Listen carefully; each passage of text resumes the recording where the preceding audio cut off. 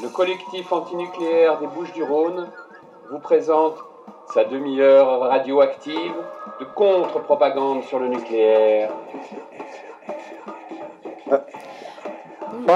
Bonjour. Bienvenue dans la demi-heure radioactive animée sur Radio Galère par le collectif antinucléaire des Bouches-du-Rhône. Nous sommes un collectif d'hommes et de femmes indépendants de tout parti politique ou réseau institutionnalisé.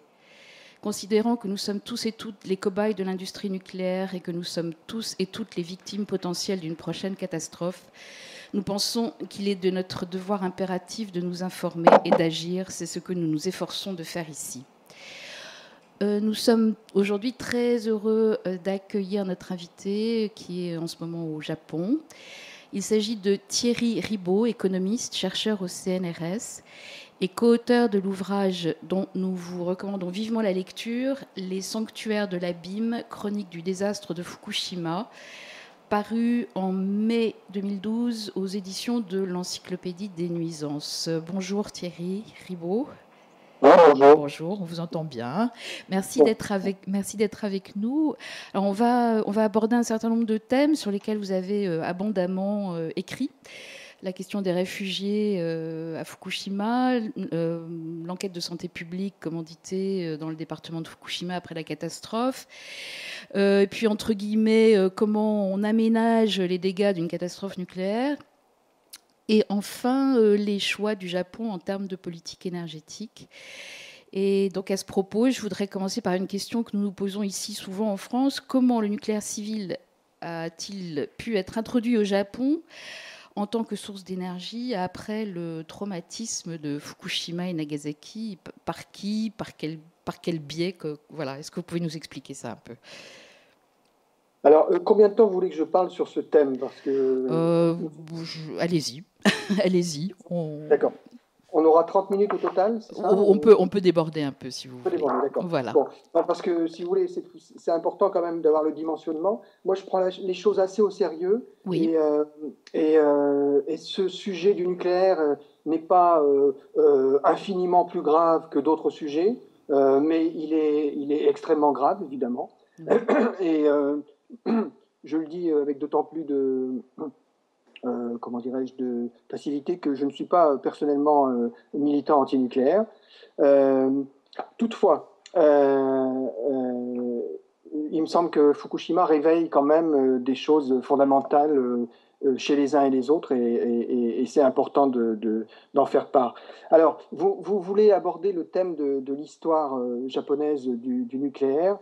Il y a eu des ouvrages assez intéressants qui ont été faits sur la question. Malheureusement, ils sont essentiellement en japonais. En France, on a des historiens japonologues qui ne se sont jamais penchés sur la question, ce qui est déjà pour moi révélateur d'un petit problème. D'autre part, donc il faut bien... Pourquoi du nucléaire dans un pays traumatisé par Hiroshima? Eh bien, la réponse est très simple. Hein. Je crois qu'il ne faut pas prendre de détour. C'est qu'en fait, le nucléaire civil japonais est une émanation directe du nucléaire militaire américain. Donc, ce n'est pas la peine de chercher midi à 14h, la réponse, elle est là. Ça veut dire quoi dans le détail? Ça veut dire qu'en fait, c'est à partir du moment où les Américains ont largué la bombe d'Hiroshima et ont mis à genoux, en fait, militairement le Japon, qu'ils se sont introduits, en fait, de manière classique à travers les agents de la CIA et à travers aussi, en exploitant également la fibre anticommuniste de l'extrême droite japonaise à l'époque. Donc c'est à travers ces liens que les États-Unis vont introduire le nucléaire civil en partant de la doctrine proclamée par Eisenhower en 1953, qui est donc la doctrine des atomes pour la paix, hein, doctrine qu'il exprime dans son discours du 8 décembre 1953 précisément, discours dans lequel il va donc expliquer qu'il est temps maintenant, après les horreurs du nucléaire militaire, eh bien, de passer à un futur fondé, dont le progrès sera fondé sur l'utilisation d'énergie atomique pour le bien-être de l'humanité et l'élévation du niveau de vie. Hein. Alors, donc voilà, ça c'est un point fondamental, c'est que c'est l'articulation avec les Américains qui explique l'entrée du nucléaire. Après, le problème c'est qu'effectivement il va falloir renverser l'opinion. Parce qu'on se doute quand même que le problème à l'époque, c'est que les Japonais sortent à peine. C'est ça qui est quand même extraordinaire. On sort à peine d'Hiroshima. Et même si Hiroshima a été très vite digéré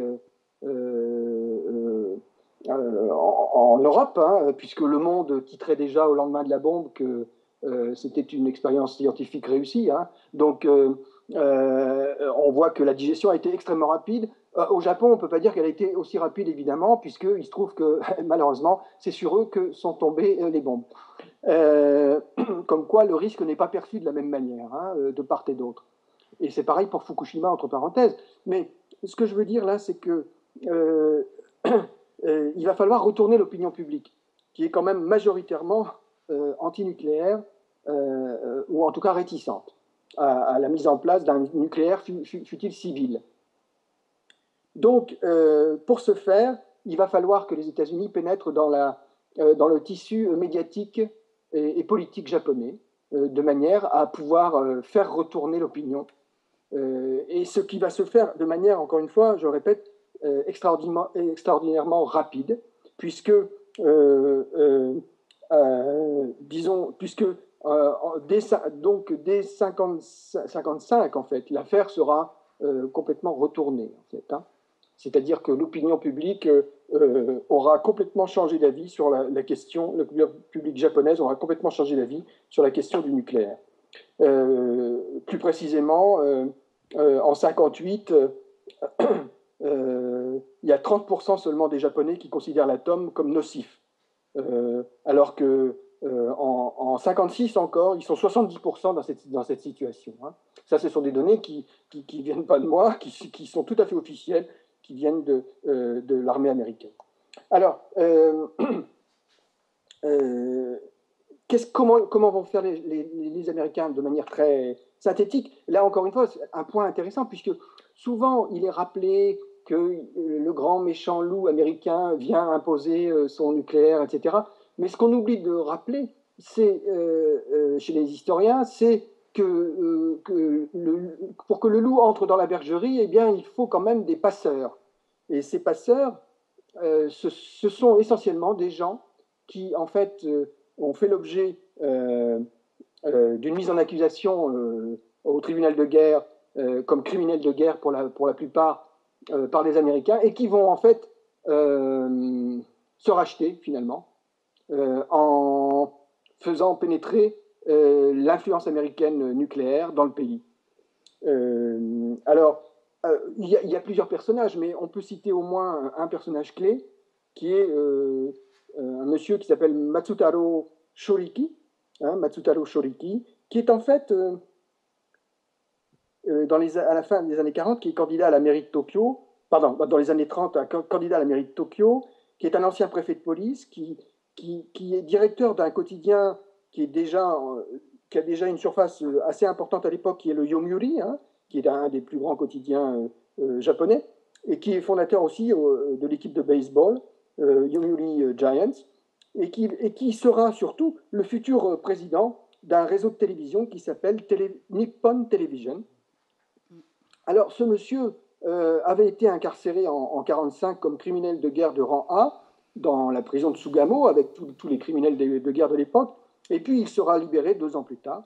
Il sera placé sous liberté surveillée, en liberté surveillée, mais ces restrictions vont toutefois très vite sauter, puisqu'il va, avec la vague anticommuniste américaine qui va prendre le dessus lors de l'arrivée de Mao Tse-tung au pouvoir en 1949, il va y avoir un fort stimulant pour que les États-Unis relâchent un certain nombre d'anticommunistes japonais de la prison. Et notre Matsutaro Shoriki sera parmi eux. il n'y a pas que lui, évidemment. Il y a aussi, on peut citer également un autre personnage sur lequel on reviendra peut-être, qui s'appelle Sasakawa. Donc, en fait, qu'est-ce qui va se passer? Eh bien, au même moment que le macartisme se développe aux États-Unis, que la purge rouge se met en place au Japon à la fin des années 40, notre Shoriki, en fait, va se voir accorder par l'intermédiaire des Américains une licence d'opérateur de télévision qui va lui permettre de fonder un des plus grands réseaux de télévision au Japon. Et grâce à ce réseau de télévision, en fait, toute une ribambelle de promoteurs du nucléaire qui sont pour la plupart également qui ont été des agents de la CIA, en fait, vont pouvoir utiliser les médias japonais pour faire la publicité, finalement, du nucléaire. Et alors, comment ça va se passer? Shoriki va finalement accéder à des fonctions politiques en février 1955. Il deviendra ministre de l'énergie atomique dans le gouvernement à Toyama en décembre de cette même année. Et c'est cette même année que va être votée la loi cadre de l'énergie atomique, loi cadre qui d'ailleurs est encore en fonctionnement actuellement et sur laquelle nous reviendrons peut-être tout à l'heure. Alors, bon, voilà comment c'est la petite cuisine, j'ai envie de dire, de la grande histoire oui. Qui s'est opérée à cette époque-là. Ça semble presque anecdotique et parfois même tout ça peut avoir des allures un peu complotistes. Et toutefois, la réalité historique est également fondée sur des micro-évolutions, sur des relations humaines, en fait, tout simplement, et sur des visages et sur des hommes réels, n'est-ce pas? Et je pense que ça, on a tendance à l'oublier, y compris actuellement. On parle du nucléaire comme de quelque chose de trop abstrait à mon goût. Il y a bien des hommes derrière le nucléaire. Voilà. Bon, c'est extrêmement clair. Comment est-ce qu'on peut expliquer aussi, et encore, qu'aujourd'hui, après la catastrophe de Fukushima, enfin, je dis après la catastrophe de Fukushima, mais elle est toujours en cours, il semblerait que ce choix énergétique du nucléaire se confirme bien au Japon, même si les réacteurs ont été arrêtés. Vous parlez de l'exportation de la technologie, du fait qu'on ne souhaite pas franchement arrêter la filière du plutonium, etc. Est-ce que vous pouvez nous parler un petit peu de ça? Alors, sur si on en arrive... Alors, on a parlé de l'histoire. Entre deux, si je puis dire, il y a quand même beaucoup de choses, quand même. Et puis, il y a la catastrophe elle-même. Et puis maintenant, on est dans cette gestion de la catastrophe avec cette question lancinante de sortir du nucléaire ou pas au Japon. Alors, comme vous le savez comme moi, il y a eu, il y a, je ne sais plus, un mois ou deux, l'annonce a été faite par les autorités japonaises, après beaucoup de tergiversations, qu'ils finiraient par sortir un jour, en 2039, ou quelque chose comme ça. Sans aucune garantie pour autant. Alors, donc, ce qu'il faut bien voir, c'est que, évidemment, que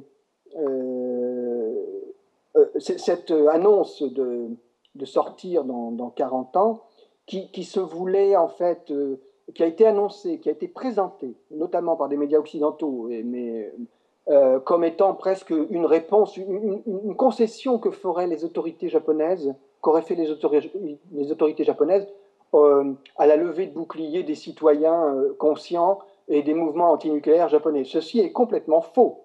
Il est évident que la décision de sortir avant 2039 du nucléaire annoncée par les autorités japonaises n'a rien à voir avec aucune pression venant de la rue ou des antinucléaires, mais est tout simplement une espèce de tromperie monumentale, en fait. D'ailleurs, à peine cachée, à peine masquée, puisque, en fait, finalement, dans les plaquettes, dans les programmes électoraux qui sont en train d'être mis en place actuellement par le parti démocrate japonais, donc qui est au pouvoir actuellement et qui et qui va se représenter aux élections du 16 décembre prochain, eh bien, on trouve très peu de traces de cet engagement en faveur d'une sortie du nucléaire, en fait. Hein. Il n'y a pas de calendrier clair qui est donné pour l'instant. Et donc, il est évident que cette sortie annoncée n'est qu'une sortie annoncée. D'autre part, tous les éléments portent à nous faire penser que, évidemment, que cette sortie annoncée est une grande tromperie, notamment le fait que le Japon n'a jamais envisagé, en tout cas, de cesser ses exportations tous azimuts en Asie du Sud-Est et ailleurs de centrales nucléaires clés en main. Donc là, les annonces qui ont été faites durant les mois qui ont suivi même la catastrophe, en fait, hein, mais personne n'a observé ça, évidemment. Tout le monde avait le nez collé sur la catastrophe, mais en fait, pendant que la catastrophe était en train d'être vaguement gérée, eh bien, les autorités étaient en train de signer des contrats monumentaux, notamment avec l'Indonésie, avec le Vietnam, etc. Des contrats complètement, comment dirais-je, complètement bizarres, du type, avec le Vietnam notamment, des contrats dans lesquels, en fait, on donne la possibilité au Vietnam de venir faire former sa main-d'œuvre dans certaines spécialités, notamment dans le soin aux personnes âgées, etc. Et en échange, eh bien, les autorités vietnamiennes font des facilités pour laisser l'industrie nucléaire japonaise accéder au marché vietnamien de manière à ce qu'ils puissent vendre leur centrale. Bon, tout ça, ça s'est déroulé peu après la catastrophe et ça a continué de se dérouler en coulisses et personne n'y a porté trop attention. Donc, il est clair que de ce point de vue-là, du point de vue de la stratégie d'exportation, il n'y a pas de remise en question. Et autre aspect sur lequel il n'y a pas de remise en question, c'est qu'on construit des nouvelles centrales. On envisage de construire des nouvelles centrales. On relance le surgénérateur de Manzhou.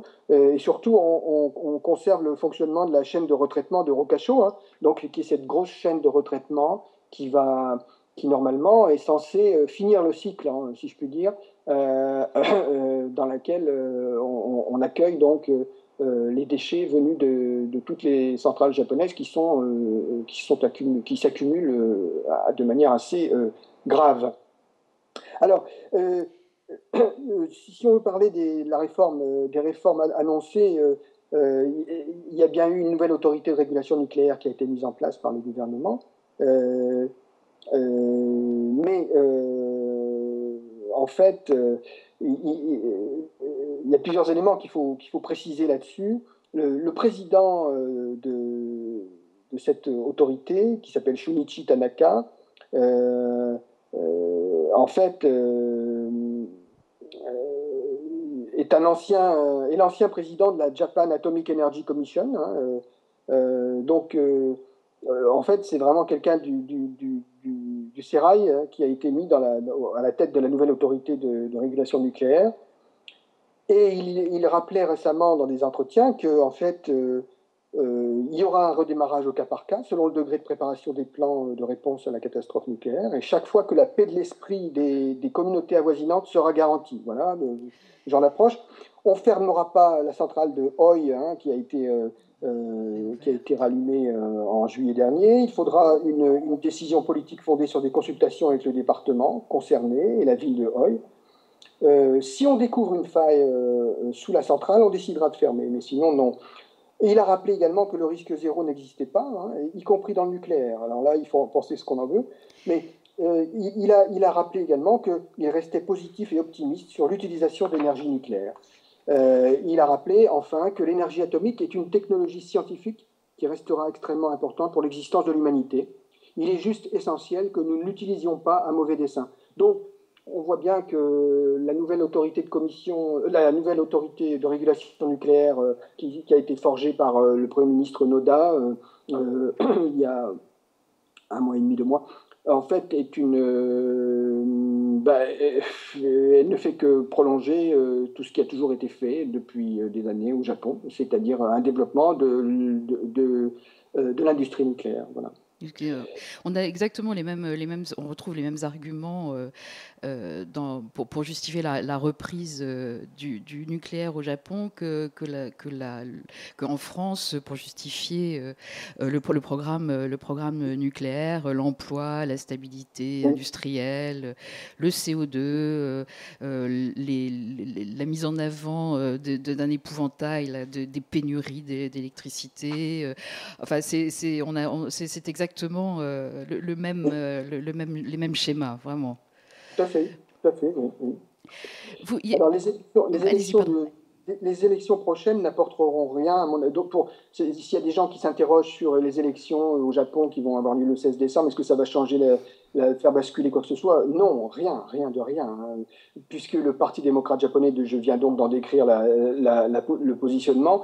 Quant au Parti libéral-démocrate, n'en parlons pas. Lui, il déclare dans sa campagne qu'en fait, il décidera de la combinaison énergétique optimale pour le pays d'ici les 10 prochaines années. Donc, ça veut dire que, en gros, le Parti libéral-démocrate, qui est dans l'opposition actuellement, hein, oui. En fait, ils disent qu'ils repoussent, finalement, si je traduis hein, d'une manière directe, ils proposent de repousser la décision de sortir du nucléaire jusqu'à la prochaine opportunité de la repousser encore. Bon. Vous parlez d'une notion de national nucléarisme. Vous pouvez préciser? C'est vrai qu'on parle de la France et du Japon et on essaie de les mettre en parallèle et sous cette perspective, il est évident que ces deux pays sont vraiment jumeaux, hein, puisque ils partagent, comment dirais-je, cette caractéristique d'être, excusez-moi, je cherche des notes que j'avais préparées sur ce point. Oui. Ils partagent donc la caractéristique d'être tous les deux des pays, bien sûr où le nucléaire est important, ça c'est évident, mais surtout où en fait le nucléaire constitue finalement, c'est un élément qui innerve complètement la société et autour de laquelle la société s'organise en fait. Alors, excusez-moi. Non, je vous en prie. En fait, je parle de national-nucléarisme. Pourquoi? Parce qu'en fait, en France comme au Japon d'ailleurs, en fait, on est en face d'une idéologie en fait. Dont se sont dotés bien sûr les gens qui veulent défendre à tout prix vraiment cette forme d'énergie. Et alors, en gros, cette idéologie, elle repose sur plusieurs grands principes. D'abord, tous les risques. Un des premiers grands principes, c'est que tous les risques liés au nucléaire sont acceptables. À partir du moment où on fait en sorte de ne pas laisser à ceux qui les prennent la possibilité de les refuser. Bon, ça, c'est une première caractéristique. La deuxième caractéristique, c'est que de ce que j'appelle le national-nucléarisme, c'est la négation des effets nocifs de la radiation sur la santé. C'est ce que d'autres appellent, ou ce que moi-même j'ai appelé dans le bouquin qu'on a publié, Les sanctuaires de l'abîme, le radionégationnisme. C'est-à-dire que l'idée est ici que, faute de connaissances permettant d'établir une relation entre l'irradiation, surtout les faibles doses, et les cancers, on en conclut que cette relation n'existe pas. Alors, ce qui pose là, bien sûr, le problème de la fabrication de l'ignorance, hein, c'est-à-dire qu'en fait, on nie quand on affirme ça, on nie les avancées scientifiques qui ont établi l'existence de relations de ce genre, et on crée du doute là où en réalité on a des certitudes. Donc ça aussi, c'est une grande caractéristique du national-nucléarisme, c'est de créer du doute là où on a des certitudes. Troisième grand principe, c'est que la technologie nucléaire, en fait, s'avère être une force sociale qui est bien plus puissante que l'aspiration à la liberté. Ça veut dire qu'en fait, seul l'autoritarisme permet de gérer le nucléaire et ses catastrophes. Et nous sommes censés l'accepter. En fait.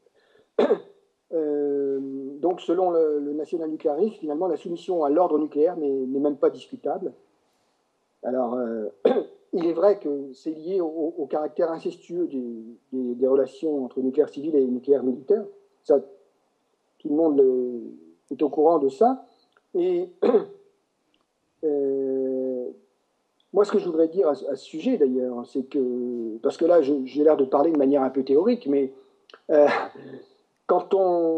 pour illustrer cet autoritarisme de la gestion du nucléaire et de ses catastrophes, il suffit d'aller rencontrer quelques personnes qui vivaient à 3 km de la centrale et qui ont dû partir, en tout cas quand ils ont réussi à avoir l'information qu'il fallait partir, au moment de la première explosion.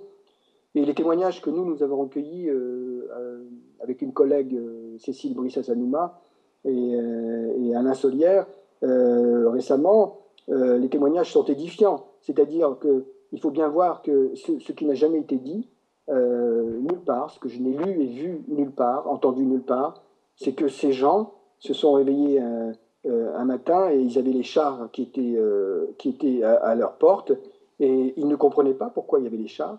Et ils sont allés voir les militaires pour leur demander des vivres, pour leur demander mais pourquoi vous ne nous donnez pas des vivres? Nous, il y a eu le tremblement de terre, qu'est-ce qui se passe? Et les militaires ne sortaient pas des chars, en fait. Les militaires leur parlaient avec des haut-parleurs et ils leur disaient ne sortez pas, ne fuyez pas. Et le témoignage de ces gens, c'est le suivant, c'est qu'en fait, ils nous disent que l'armée était venue pour nous donner de la nourriture. Et nous pensions que l'armée était venue pour donner de la nourriture et à boire, mais en fait, personne ne sortait. Et pendant ce temps-là, au même moment, il y avait les employés de TEPCO qui étaient en train de fuir, parce qu'ils avaient reçu la consigne de partir à plus de 100 km. Voilà, donc c'est ça la réalité, hein. C'est pas des histoires théoriques. Donc ma notion de nucléaire, de national-nucléarisme n'est pas un petit concept pour les gens de l'école des hautes études en sciences sociales. C'est une réalité dont il faut prendre conscience, quoi. Je n'ose même pas, ce n'est pas à moi de la qualifier d'ailleurs, hein. Je pense qu'il faut simplement en prendre conscience et chacun la qualifiera à sa manière. Voilà. Et il y a un quatrième principe, c'est que le national-nucléarisme travaille à ce que moi j'appelle aussi la grande inversion, qui consiste en synthèse, hein. Ça consiste à considérer que le désastre nucléaire, ce n'est pas vraiment la cause des problèmes, mais en fait que le désastre nucléaire serait pratiquement le remède, hein. C'est dans ce cadre-là qu'on a vu des psychiatres japonais de la préfecture de Fukushima recommander aux populations d'aller s'exposer aux radiations, en fait, pour calmer leur peur, en fait, hein. La manière dont ils étaient incités à aller s'exposer aux radiations, c'était en participant en fait aux opérations de décontamination. Ça, ce sont des propos qui ont été tenus directement par des scientifiques, des gens qui sont censés soigner les autres. Voilà. Donc c'est ça aussi la grande inversion, c'est qu'on soigne par le désastre en fait, hein, en quelque sorte. Et puis, allez-y, oui. Oui. Je vous en prie. Non, c'est aussi d'évacuer vous le dites, l'objectivité de la catastrophe. C'est que ça devienne quelque chose de subjectif. Comme ça, on évacue la peur objective de la catastrophe. Oui, tout à fait, parce que tout le problème, c'est la peur, effectivement. On est dans des sociétés qui ont mis en avant de manière plus ou moins explicite l'idée de sécurité humaine, qui est elle-même fondée sur l'idée qu'il faut, entre autres, se mettre à l'abri de la peur, alors que, comme nous le rappelait Gunther Anders déjà en 1956, se mettre à l'abri de la peur, certes, mais il faudrait aussi être libre d'avoir peur par moment, c'est-à-dire avoir la liberté d'avoir peur, en fait. Or, il est évident que cette liberté n'existe plus, cette liberté-là. Et effectivement, Donc, un des éléments importants du dispositif d'aménagement des dégâts, c'est d'évacuer la peur et d'en faire quelque chose en tout cas, d'en faire quelque chose qui n'est que chacun devrait apprendre à gérer, en fait, hein, effectivement. Mais ça s'appelle de la responsabilisation, en fait. Hein. Voilà. Ça retombe dans l'idée que chaque citoyen, enfin, on en parle ici très souvent, que chaque citoyen, en fait, est responsable de la gestion de la radioactivité et qu'on a déplacé la culpabilité vers les personnes et non plus vers les autorités et les lobbies nucléaires. Enfin, oui, mais alors, c'est pas seulement un problème de déplacement de responsabilité. Enfin, ça, c'est une étape, mais la seconde étape, ça veut dire aussi que finalement, à partir du moment où ça devient un problème subjectif, ça veut dire que ça veut dire qu'en fait, il revient à chacun de faire le choix, en fait, tout à fait librement, de vivre ou de ne pas vivre dans un contexte contaminé, en fait. Hein. Donc il y a ça aussi derrière. Hein. En fait, c'est une filouterie qui sert, en gros, à fixer les populations là où elles sont, hein, quand même, au moment où il y a des accidents, je veux dire. Je voulais, on est arrivé là à la fin de notre demi-heure. Je voulais lire un petit passage d'un texte que vous avez écrit dans le journal Libération le 23 mars 2011. Oui. Donc juste après les explosions. Oui, c'est bon, d'accord. Alors, je vais en lire un petit extrait quand même. Il n'y a pas de menace nucléaire. Il y a actualité, effectivité et réalisation. Dans le temps de la fin, le genre humain devient producteur d'apocalypse. Nous sommes affligés de voir combien, face au néant, certains se réfugient dans un culte du sapeur-pompier martyr qui satisfait la grande soif qu'a le monde entier pour l'image d'un Japon sacrificateur, quand le sacrifice, c'est celui du peuple japonais qui, pour une part, pleure sous la neige aujourd'hui et qui, pour l'autre part, mourra demain, après-demain et encore après-demain. Ce peuple japonais doit demander justice pour haute trahison, non des dieux ou de la nature, mais des responsables irresponsables, des coupables donc. Reprenons à notre compte l'appel de Gunther Anders. Travailleurs du nucléaire, faites grève, désertez, désobéissez, soyons semeurs de panique. Ayons peur afin de prendre la mesure de l'obsolescence de l'homme dans laquelle nous plonge le nucléaire, cette guerre faite à l'humanité. Merci beaucoup pour tous vos textes. On va faire un renvoi avec des liens sur notre blog collectifantinucléaire.wordpress.